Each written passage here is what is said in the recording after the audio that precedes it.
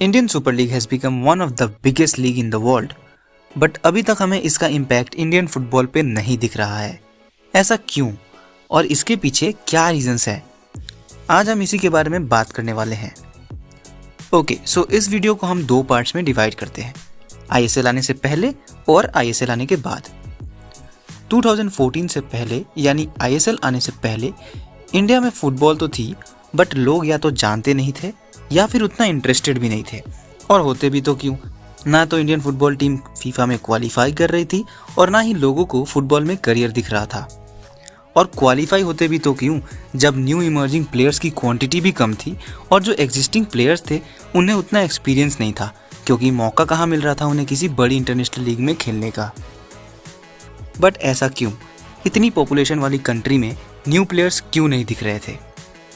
सो यहाँ पर बात आती है इंडियन फुटबॉल की गवर्निंग बॉडी AIFF यानी कि ऑल इंडिया फुटबॉल फेडरेशन की। मानो या ना मानो, बट AIFF की तरफ से भी हमें कोई मेजर इंटरेस्ट नहीं दिख रहा था इंडियन फुटबॉल सीन को अपलिफ्ट करने के लिए। साथ में इंडिया में क्रिकेट की जो डोमिनेशन है उसके सामने फुटबॉल किसी क्लास के उस एवरेज स्टूडेंट की तरह रह गया था, जो होता तो है बट स्पॉटलाइट में नहीं आ पाते हैं।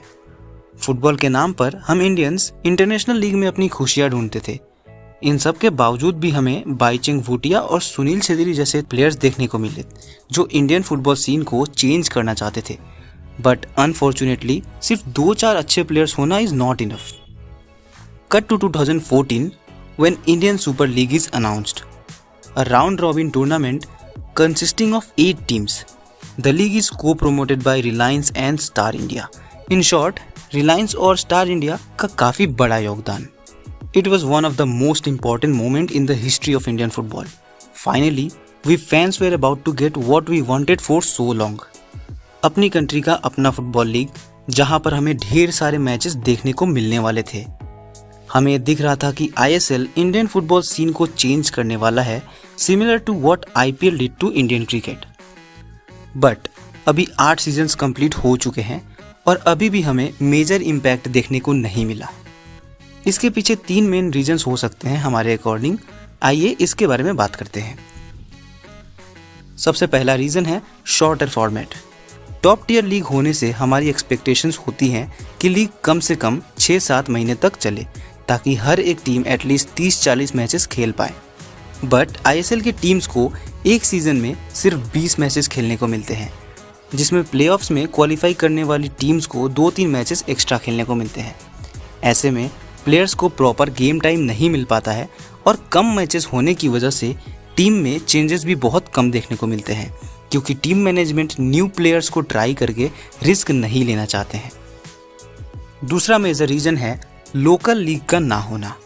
अगर हम IPL में देखें तो जो न्यू इमर्जिंग प्लेयर्स होते हैं वो कहीं ना कहीं लोकल टूर्नामेंट्स में अच्छा परफॉर्म करते हैं, जिसकी वजह से उन्हें IPL में चांस मिलता है और वहाँ परफॉर्म करने पर इंडियन क्रिकेट टीम में भी चांस मिलता है।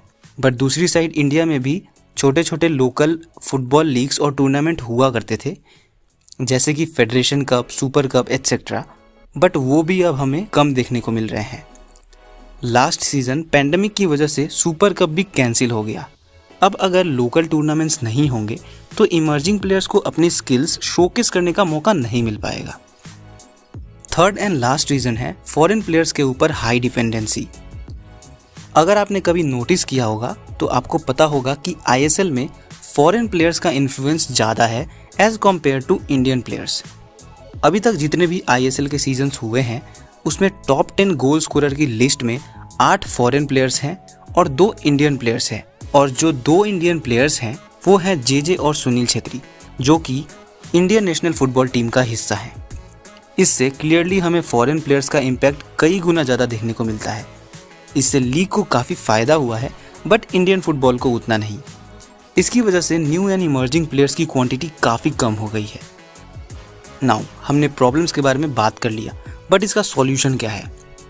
सबसे पहली बात, हमें इतनी जल्दी इम्प्रूवमेंट देखने को नहीं मिलने वाली है, क्योंकि अगर हम लॉन्ग टर्म में देखें तो मैक्सिमम प्लेयर्स कुछ साल में रिटायर हो जाएंगे। तो ऐसे में AIFF को यंगस्टर्स पे फोकस करना चाहिए। आईएसएल के कुछ क्लब्स जैसे कि एफसी गोवा, बेंगलुरु एफसी और हैदराबाद एफसी अपनी एकेडमीज की तरफ काफ़ी एफर्ट देती हैं, बट ये बाकी के क्लब्स को भी करना चाहिए और यंगस्टर्स पे फोकस करना चाहिए। रिलायंस फाउंडेशन ने भी काफ़ी हेल्प किया है यंगस्टर्स को, जिसका इम्पैक्ट हमें उनकी टीम में दिखता है। बट आईएसएल के क्लब्स को भी यंग टैलेंट को प्रायोरिटी देनी होगी। रिसेंटली आईएसएल की रिजर्व लीग अनाउंस हुई थी, जो यंग प्लेयर्स के लिए कई सारी अपॉर्चुनिटीज़ लेकर आने वाली है, और ये बहुत ही अच्छा डिसीजन है आईएसएल कमेटी की तरफ से, बट अभी तक हमें उसका कोई और अपडेट नहीं मिल पाया है। लास्टली स्ट्रक्चर में चेंजेस लानी होंगी। टीम मैनेजमेंट को प्लेयर्स की परफॉर्मेंस की बेसिस पे प्लेइंग 11 में इंक्लूड करना चाहिए। कुछ प्लेयर्स ऐसे होते हैं जिन्हें पता होता है कि नेक्स्ट ईयर उन्हें फिर से मौका मिलेगा, इसकी वजह से उनकी तरफ से फुल एफर्ट नहीं आ पाता है लैक ऑफ कंपटीशन की वजह से, और बिना कंपटीशन के इम्प्रूवमेंट नहीं हो सकती है। ये एक लंबा प्रोसेस है जिसमें काफ़ी टाइम लगेगा, बट ये श्योरली वर्थ होगा, और तभी आईएसएल का ट्रू इम्पैक्ट हमें इंडियन फुटबॉल टीम पे दिख पाएगा। इम्प्रूवमेंट हो रही है बट स्पीड काफ़ी स्लो है।